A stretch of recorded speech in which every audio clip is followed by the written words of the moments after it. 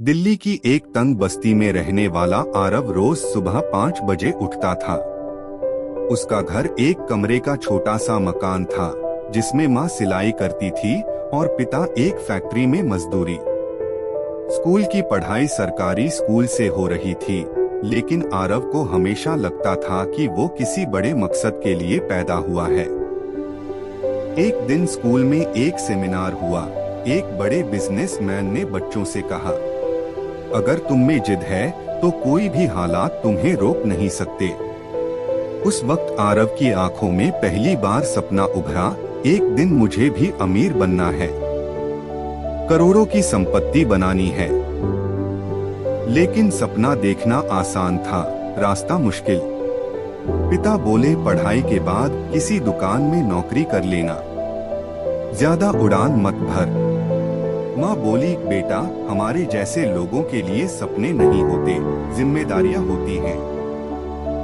आरव कुछ दिनों तक चुप रहा, लेकिन उसके अंदर की आग बुझी नहीं थी। एक दिन आरव की मुलाकात एक कोचिंग सेंटर चलाने वाले आकाश सर से हुई।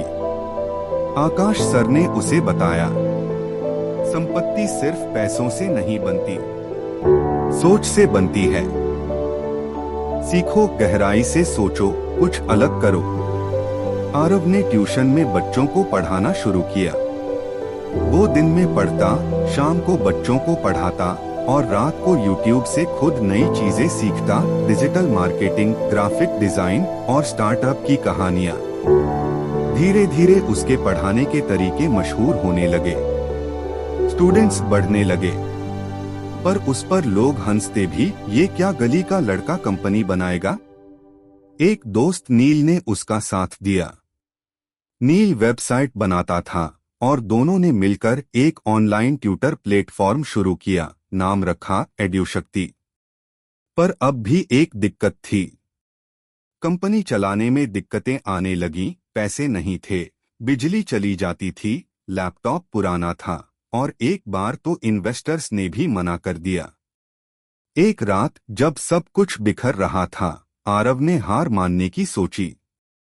माँ ने देखा और सिर्फ एक लाइन बोली, अगर तू हार गया तो इस घर की उम्मीद भी मर जाएगी। बस वो रात आरव की जिंदगी का मोड़ बन गई।